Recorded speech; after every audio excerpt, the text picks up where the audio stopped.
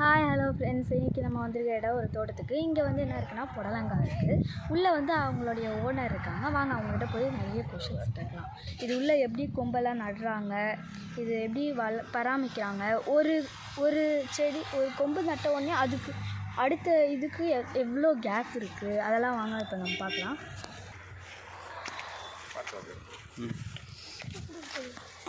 இவங்க தான் வந்து இந்த தோட்டத்துக்கு ஓனர். இப்போ நம்ம இவங்ககிட்ட போய்ட்டு நிறைய கொஷின்ஸ் கேட்கலாம். நீங்களும் கேளுங்க. வணக்கம் சார், சொல்லுங்கள் சார். நீங்கள் அதான் இந்த தோட்டம் எவ்வளோ பயிர் வைக்கிறீங்க அது எல்லாத்தையும் நீங்கள் ஜென்ரலாக சொல்லுங்கள் அவங்களுக்கு. இப்போ எவ்வளோ தூரம் நீங்கள் இது ஆரம்ப ஸ்டேஜ்லேருந்து என்ன பண்ணணும், என்ன செய்யணும்? மொத்தமாக ஒரு 1.5 ஏக்கர் பந்தல் போடுறதுங்க, தோட்டப்பயிர் சாகுபடி பண்ணுறோம். இதில் பார்த்தீங்கன்னாக்கா புடலங்காய், பாவக்காய், பீர்க்கங்காய், பாவக்காய் தனித்தனியாக பண்ணியிருக்கேன். இப்போ நம்ம நின்று இருக்குதுன்னா புடலஞ்செடியில் நின்றுருக்குங்க.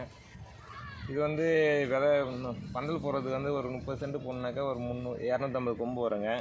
30 சென்ட் போடணுனாலே ஒரு 50,000 செலவு கிட்ட வந்துடுதுங்க பந்தல் போடுறதுக்கு. அதுக்கப்புறம் விதை நட்டு அது காய் அறுவடைக்கு வர்றது 45 நாள் ஆகுங்க. ஆரம்ப ஸ்டேஜ் மொத்தம் நீங்கள் வந்து எவ்வளோ கேப் விட்றீங்க, அந்த கேப் மட்டும் கொஞ்சம் காமிச்சு விடுங்க. நாங்கள் 6 அடிக்கு 6 அடி கேப் விடுவோம் சார். ஒரு கொம்பு நடுறதுக்கு அந்த செடி நடுறதுக்கும் ஒரு 6 அடிக்கு 6 அடி கேப் விட்டு தான் நடுவோங்க. இது அப்போ தான் நாங்கள் மருந்து அடிக்கிறதுக்கு களை எடுக்கிறது எல்லாமே ஈஸியாக இருக்கும். இந்த 6 அடி எவ்வளோ ஆழம் டிஸ்டன்ஸ் தோண்டுவீங்க? ஆனால் ரொம்ப ஆழம் இல்லை சார், ஒரு 1/2 அடின்னு ஒன்று போதுங்க. அதாவது உரம் எருவு போட்டு மண்புழு உரம் போட்டு அதை மண்ணோட மிக்ஸ் பண்ணுறதுக்கு மட்டும்தான், ரொம்ப ஆழம் தேவையில்லை. மேலே இருக்கிற மண்ணாக கூட உரம் மிக்ஸ் ஆகிறதுக்கு மட்டும்தான், வேற நேரத்தை எடுப்போம், ஆழம் போட மாட்டோங்க. ஆக்சுவலி புடலங்காய் வந்து இப்படி ரோல் ஆகாமல் இருக்கிறதுக்கு வந்து நீங்கள் கயிறுலாம் கட்டி தொங்க விடுவாங்க, அந்த ஃபார்முலாலாம் இருக்குல்ல, அதை பற்றி கொஞ்சம் சொல்கிறீங்களா? அது அந்த புடலங்காய் வேறங்க சார். அது ரோல் ஆகுறதுன்னா பார்த்தீங்கன்னா அது பாம்பு புடலங்காய். அது நீட்டே பார்த்தீங்கன்னா 6 அடி 7 அடி இருக்குங்க. அதுக்கு தான் கல்லுலாம் கட்டி விடுவாங்க. ஓகே. இது வந்து ஷார்ட் சைஸ் புடலங்க. இதுக்கு வந்து நம்ம கல் எதுவும் கட்ட வேண்டியதாக இல்லை. நம்ம இந்த காய் தொட்டாலே ஒடிச்சு ஊந்துருங்க. தானே இவ்வளோ தான் ஷார்ட்டில் இருந்து காய். இதோட ஷார்ட்டான காய் இருக்குது. இதுக்கு நம்ம எதுவும் கல்லுலாம் கட்டி விட வேண்டியதாக இல்லைங்க.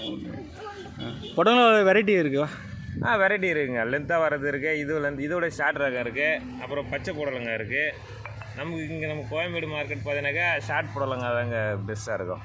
அதனால் நாங்கள் இங்கே எல்லாமே பார்த்தீங்கன்னா ஷார்ட்டாக இருக்கிற புடலங்காய் தான் நடுவோங்க. இப்போ ஷார்ட் புடலங்காய், இப்போ லென்த்து புடலங்காய் வந்து எவ்வளோ லென்த்தாக இருக்கும் அதிகபட்சமாக? லென்த்தை நாங்கள் வந்து மார்க்கெட் போனால் தாங்க பார்த்துருக்கோம். அது 6 அடி 7 அடியில் செம கட்டி வருங்க. அது நம்ம கோயம்பேடு மார்க்கெட்டில் அது ரேராக தான் இருக்குது. நாங்கள் நேரடியாக அதை பார்க்கலங்க, நம்ம தோட்டம் போட்டதில்லை இது வரைக்கும். ஓகே.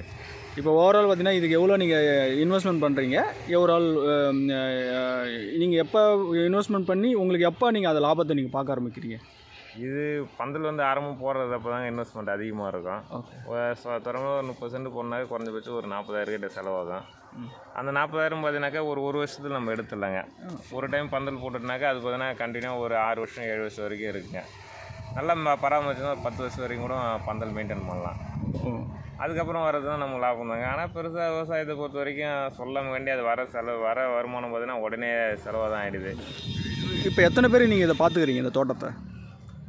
இது நாங்கள் ஃபேமிலியில் 2 பேருக்கும் குழந்தை இருக்குங்க. அது இல்லாமல் தனியாக ஆளுங்க ஒரு 3-4 பேர் வருவாங்க டெய்லியுமே. எவ்வளோ நேரம் செய்வாங்க? அவங்க காலையில் ஒரு 10 மணிக்கு வந்தானாக்கா ஒரு 1 மணி 1:30 வரைக்கும் செய்வாங்க.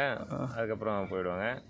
நம்ம இது புடலங்காய்க்கு மட்டும் இல்லை, அதான் நம்ம ஒரு 1.5 ஏக்கர் பந்தல் போட்டிருக்கோம். டோட்டலாகவே தனித்தனியாக இருக்கிறதுனால எல்லாத்தையும் பார்க்குறதுக்கு வருவாங்க. டெய்லி 3 பேர் வருவாங்க, அப்படி பார்ப்பாங்க. காய் அறுவடை பண்ணுறதுக்கு போயிடுவாங்க. இப்போ எவ்வளோ கூலி நீங்கள் அதுக்கு கூலி தரீங்க? நீங்கள் அதை இப்போ 3 மணி நேரம் வந்தாங்கனாக்கா 100 ரூபாங்க கூலி. காலையில் 7 மணிக்கு வந்தாங்கன்னா 10 மணி வரைக்கும் வருவாங்க. அதில் ஒரு 10:30 வந்தாங்கனாக்கா ஒரு 1-1:30 வரைக்கும் செய்வாங்க. ஓகே. ஒரு ஷிஃப்ட் கணக்கு தான், அது 100 ரூபா கூலிங்க. ஓகே. அதாவது முழு நேர தொழிலாக நீங்கள் இதை பண்ணுறீங்க? ஆமாம், முழு நேர தொழில் விவசாயம் தான். விவசாயம் தான். ஸோ இது நீங்கள் எவ்வளோ நேரம் இதில் செலவழிக்கிறீங்க? உங்களுடைய ஈடுபாடு இப்போ காலையிலே எழுந்திரிச்சிங்கனாக்கா நமக்கு காலையிலேருந்து ஈவினிங் வரைக்கும் இதிலே தான் முழுசாக ஈடுபாடாக இருக்கிற மாதிரி தான் இருக்கும். நம்ம இதுக்குன்னு தொடர்ந்து கண்டினியூ இருக்க மாட்டோம். இந்த வேலை பார்ப்போம், அப்புறம் இறைக்கிறது, மருந்து அடிக்கிறது, களை எடுக்கிறது, காய் அறுவடை பண்ணுறது. காலையிலேருந்து ஈவினிங் வரைக்கும் தோட்டத்தை கூடிய பின்னி பிணைஞ்ச போல இது கூடிய இருக்கிற மாதிரி தான் இருக்கும். டைம்லாம் குறிப்பிட்டு சொல்ல முடியாது. அதுக்கு இவ்வளோ செலவு பண்ணாக்கா இதில் வந்து உங்களுக்கு எவ்வளோ ப்ராப்பர்ட்டி வரும்? இது வந்து நம்ம இவ்வளோ தான் லாபம் கிடைக்குன்னு சொல்ல முடியாதுங்க. இப்போ ரீசெண்டாக பார்த்தீங்கன்னா தக்காளி விலை போச்சு 150 ரூபா 200 ரூபான்னு எல்லாம் மீடியாலாம் பயங்கரமாக சொல்லியிருந்தாங்க. இப்போ தற்சமயம் பார்த்தீங்கன்னா எல்லா விவசாயிங்க தக்காளி லோடோட எடுத்து வந்து கொட்டுறாங்க. அதே வெண்டைக்காவும் பார்த்தீங்கன்னா 2 மாதத்துக்கு முன்னாடி அந்த ரேட்டு பற்றி இன்றைக்கி கொட்டுறாங்க. இது வந்து நம்ம முன்கூட்டியே கணிச்சுலாம் சொல்ல முடியாது இவ்வளோ லாபம் கிடைக்கணும். இது வந்து ஃப்ளக்சுவேட் ஆகிட்டே இருக்கிறதுனால கிடைச்சாலும் பார்த்துக்க வேண்டியது தான், கிடைக்கட்டாலும் பார்த்துக்க வேண்டியது தான். இதுதான் வந்து விவசாயியோட நிலைமைங்க.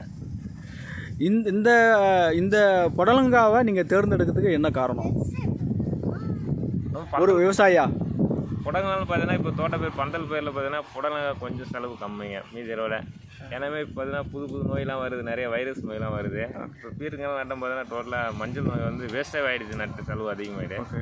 இது எப்படியா இருந்தாலும் கொஞ்சம் செலவு கம்மியாகும், எப்படி கொஞ்சம் ஈல்டு வந்துடும், காய் காய்ச்சிடும். அதுக்காக கொஞ்சம் புடலங்காய் தேர்ந்தது. ஓகே, எவ்வளோ செலவு பண்ணால் குறைஞ்சபட்சம் நமக்கு நட்டம் இல்லாமல் வருமானம் பார்க்கலாமா?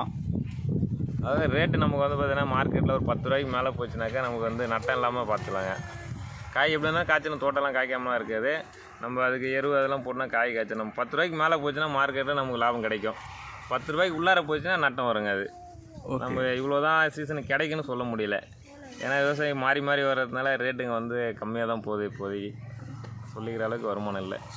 ஓகே, இப்போ எவ்வளோ நாள் பயிர் ஆக்சுவலி இது வந்து 5 மாதம் தாங்க டோட்டலாகவே நட்டலேருந்து.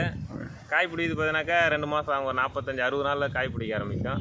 அதுக்கப்புறம் ஒரு 70 நாள் வரைக்கும் காய் காய்க்கும் தொடர்ந்து. அவ்வளோதான், அதிகபட்சம் 5 மாதத்துக்குள்ளே இது முடிஞ்சிடும் அறுவடை. இதுதான் லிமிட்டு. இதுக்கப்புறம் பயிர் வரும். இந்த பந்தல் வந்து அடுத்தது நீங்கள் ரீப்ளேஸ்மெண்ட் திரும்ப எடுத்துகிட்டு போடுவீங்களா, இல்லை வந்து திரும்ப களை மட்டும் எடுத்துகிட்டு செடியை மட்டும் எடுத்துகிட்டு ரிமூவ் பண்ணிவிட்டு திரும்ப ஆரம்பத்துலேருந்து ஸ்டேஜ்லேருந்து நீங்கள் இது பண்ணுவீங்களா? இது வந்து நாங்கள் பந்தல் வந்து 1 டைம் போட்டுனாக்கா இது ஒரு 7-8 வருஷம் வந்துடுங்க. அது வந்து இடையில் ஒரு செடி அறுத்து மாற்றுறப்போ ஒரு சில வேலைகள் மட்டும் கொம்பு கழுவி எதனா உடஞ்சிட்டு இருந்தால் கொஞ்சம் அதை பார்த்துட்டு நூல்லாம் கொஞ்சம் கம்பிலாம் லூஸாக எதனா கொஞ்சம் டைட் பண்ணி கட்டிட்டு அப்புறம் மறுபடியும் எப்போதும் போல் களை எடுக்கிற வண்டி வச்சு ஃபுல்லாக ட்ரை லேண்டை நல்லா ஓட்டிடுவோம், கல்டிவேட் பண்ணிவிட்டு அதுக்கப்புறம் தொழு உரம் அதெல்லாம் போட்டு அதுக்கப்புறம் மறுபடியும் புதுசாக வேறு செடி நடுவோங்க. ஓகே, ஆக்சுவலி நீங்கள் பாத்தி கட்டி தான் இது தண்ணி பாசுறீங்க? ஆமாம், இது பாத்தி கட்டி தான் நாங்கள் பாத்துறோங்க. பாத்தி கட்டினா இப்போ இதுக்கு இவ்வளோ டிஸ்டன்ஸுன்றது நீங்கள் டிசைட் பண்ணுறதா? இப்போ இந்த இதுக்கும் இவ்வளோ டிஸ்டன்ஸுன்றது நீங்கள் டிசைட் பண்ணுறதா? ஆமாம், நாங்கள் டிசைட் பண்ணுறோம். இவ்வளோ டிஸ்டன்ஸ் இருந்தால் தான் நம்ம வந்து பந்தில் வந்து 6 அடிக்கு இருந்தால் தான் தொய்யாமல் இருக்குது, நம்ம ஆள் நடக்க முடியாது. நம்ம 10 அடி போட்டோன்னா சென்டரில் வந்து வெயிட் ஏறிச்சுன்னா இப்போயும் நம்ம தலையில் இடிக்கிற மாதிரி இருக்கும் காய் இருக்கிறதுனால. இதோட இன்னும் செடி கொஞ்சம் நல்ல வீரியமாக தான் காய் அதிகமாக இருக்கும், நம்ம நடக்க முடியாது. வெயிட் வந்து கீழே இழுத்து தொங்கிட்டுச்சுனாக்கா 6 அடி இருந்தால் ஓரளவுக்கு டிஸ்டன்ஸ் மெயின்டைன் பண்ணி ஹைட்டு மெயின்டைன் பண்ணுவாங்க. அதுதான் அடி. அதேமாரி நம்ம 6 அடிக்கு ஒரு குழி போட்டுனா இருந்தால் செடி போயிட்டு பரவுறதுக்கும் கரெக்டாக இருங்க. இந்த செடி இப்படி வரும், அந்த செடி வந்தோடனே ஒரு இடம் போல் சீராக கொடி போகும். இன்னும் நெருக்கமாக நட்டாலும் அழைச்சிங்க அதிகமாக, இடையிலே நட்டாலும் கொடி மூடாதுங்க, காற்றோட்டமாக இருக்கும். அது மாதிரி பில்லு நிறைய வச்சுனாங்க, செடி மூடாமல் இருந்துச்சுனாங்க. Okay okay. இப்போ நீங்கள் இதை விளைஞ்சி வச்ச காயை நீங்கள் எங்கே ஏற்றுமதி பண்ணுறீங்க, எப்படி சேல் பண்ணுறீங்க? இது விளைஞ்ச காய் ஃபுல்லாகவே கோயம்பேடு மார்க்கெட் போகுது. நமக்கு ரெகுலராகவே வண்டி வந்துடுங்க. காலையில் இப்போ அறுவடை பண்ணி மதியம் வரைக்கும் ஈவினிங் வரைக்கும் அறுவடை பண்ணால் கூட ஈவினிங் ஒரு 6 மணிக்கு மேலே தான் வண்டி வருங்க. ரெகுலராகவே வந்துடும், மூட்டை பிடிச்சி வச்சுட்டு அவங்க எடுத்துகிட்டு போயிடுவாங்க. நீங்கள் போய் நேரடியாக போய் நீங்கள் கடையில் போய் சேல் பண்ணுற வேண்டிய தேவைகள் உங்களுக்கு இல்லை? இல்லை, எங்களுக்கு இல்லை தேவைன்னா இங்கே எடுத்து வச்சுட்டாலே அவங்க தனி வியாபாரிங்க இருக்காங்க, அவங்களே விற்று நமக்கு பணம் எப்போ தேவை அப்போ மொத்தமாக கொடுத்துருவாங்க. எப்படி பணம் எப்படி மாதத்துக்கு ஒன்ஸ் கொடுக்குறாங்களா, இல்லை வந்து தேவைக்கு கொடுத்துருவாங்க? தேவைக்கு 10 நாளைக்கு ஒரு டைம் கேட்டாலும் கொடுப்பாங்க, மாதத்துக்கு கேட்டாலும் கொடுப்பாங்க. நம்ம தேவைன்றப்போ வாங்கிக்கலாம். ஓ, நீட் இருந்தால் நீங்கள் வாங்கிக்கலாம். ஆமாம். ஓகே, இப்போ நம்மக்கிட்ட என்னென்ன தோட்டம் இருக்குது? நாங்கள் இப்போ பாவை புடலை இருக்குது, பாவை செடி போட்டிருக்கோம். ஓகே, பாவை செடி இருக்குங்க. ஓகே. அப்புறம் பீர்க்கஞ்செடி இருக்குது. அது நோய் வைரஸ் இறங்கி சுத்தமாக டோட்டலாக வேஸ்ட் ஆகிடுச்சு. அது இப்போ இதில் நோய் வந்திருக்குன்னு நீங்கள் எப்படி கண்டுபிடிப்பீங்க? நோய் வந்திருக்குன்னா அது இலையெல்லாம் கலர் மாறி இருக்கு பாருங்கள். இலை கலரு இது வந்து ரொம்ப பசுமையாக இருக்கும். இலை வந்து இதை புள்ளி புள்ளியாக இது மாதிரி இருக்கிறப்ப நமக்கு பார்த்தீங்கன்னா ஈல்டு வந்து குறைஞ்சிருங்க. ஓகே, கரும்பச்சையாக இருக்கணும் இலை வந்து. இது நோய் தாக்கிறதுனால இலைலாம் கலர் மாறிக்குதுன்னா நமக்கு வந்து ஈல்டு குறையும். ஓ, நீங்கள் ஈஸியாக வந்து இப்போ இந்த இலையினுடைய கலர் மாறுறதும் இலையினுடைய அந்த ஹோல்ஸ் வர்றதை வச்சு நீங்கள் கண்டுபிடிக்கிறீங்க? ஆமாம் ஆமாம், பார்த்தாலே தெரிஞ்சிடும் உங்களுக்கு. எப்படி நீங்கள் வந்து அதை பராமரிக்கிற நோய் வந்திருக்கு அப்படின்றது என்னன்னு தெரிஞ்சு நம்ம செடியோட வளரும் பயிர் மொழியிலே தெரியுவாங்க. ஓகே, அதோட வீரியத்தன்மை பார்த்தோன்னா நமக்கு தெரிஞ்சிடாது. ஈஸியாக நீங்கள் கண்டுபிடிச்சிடுவீங்க. சிட்டியில் வாழ்கிற மக்களுக்கும் கிராமத்தை வாழ்கிற மக்களுக்கும், சிட்டியில் இருக்கிறவங்க வந்து இப்போ நான் கிராமத்தை நோக்கி வந்து நான் விவசாயம் பண்ண போகிறேன், ஸோ நான் இதை செய்ய போகிறேன், அவங்க வந்து புதுசாக ஆரம்பிக்கும் போது பண்ணும்போது அவங்களுக்கு வந்து இந்த மாதிரி ஒரு சின்ன சின்ன புடலங்காய், பாவக்காய், அண்டாண்ட வந்து கோவக்காய், ஸோ இந்த மாதிரி இந்த மாதிரி பயிர் வகைகள்லாம் பயிர் விட்டு அவங்க லைஃப்பை வந்து ரன் பண்ண முடியுமா? பண்ணிக்கலாங்க. ஆனால் வந்து சிட்டிலேருந்து இங்கே வரவங்க ஆர்வம் பண்ணுவாங்க. கொஞ்சம் இடையில் வர லாஸ் வர்றதுலாம் ஈடு கட்டுறது கொஞ்சம் சிரமமாக இருக்கும். வரவங்க வந்து பண்ணுறாங்க தான், பண்ணுறாங்க, கொஞ்சம் கஷ்டமாக தான் இருக்கும். மிக்க நன்றிங்க. சரிங்க. ஓகே ஃப்ரெண்ட்ஸ், நம்ம அடுத்த வீடியோவில் பார்க்கலாம். பாய்.